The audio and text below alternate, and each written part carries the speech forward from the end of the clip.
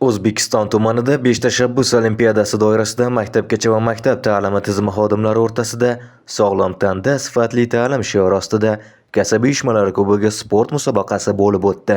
Ushbu musobaqada Qo'qon shahar, Dang'ara, Furqat, Beshariq va O'zbekiston tumanidagi ta'lim muassasalarida mehnat qilib kelayotgan ishchi xodimlar bellashdilar. Hozirda viloyat bosqichiga yetib keldi va o'sha viloyat bosqichidan oldin hududiy viloyat bosqichlarini o'tkazib olyapmiz. Hozirda 4 ta hududda xuddi shunday mana O'zbekiston tumanida o'tayotgandek 4 ta hududda viloyat bo'ylab musobaqalar o'tkazilmoqda.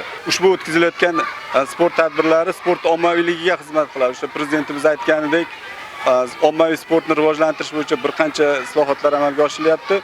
Xuddi shu o'tkazilayotgan musobaqalar umuman olganda barcha tarmoq, umuman olganda barcha soha vakillari o'rtasida o'tkazilayotgan 5 tashabbus sport o'yinlari sport ommaviyligini ta'minlashga xizmat qiladi. Musobaqa ishtirokchilariga omad tilaymiz. Ustozlar sportning voleybol va futbol turlari bo'yicha o'zaro bellashdilar.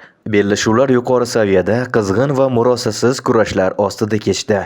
Musobaqa yakunlariga ko'ra eng kuchli va mahoratli ishtirokchilar saralanib, viloyat bosqichida ishtirok etishni naqd qildilar. Ishtirokchilarimiz tuman shaharlardan tashrif buyurishgan. Ular Furqat tumani, Beshariq, Dang'ara, O'zbekiston tumani hamda Qo'qon shahar ustozlari ishtirok etishmoqda. Bugun O'zbekiston tumani sport maktabida hamda 49-o'rta ta'lim maktabida sportni mini futbol hamda voleybol ayollar erkaklar o'rtasida sport musobaqalariga start berildi.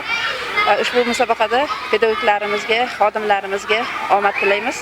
Doimo sog' bo'lsin.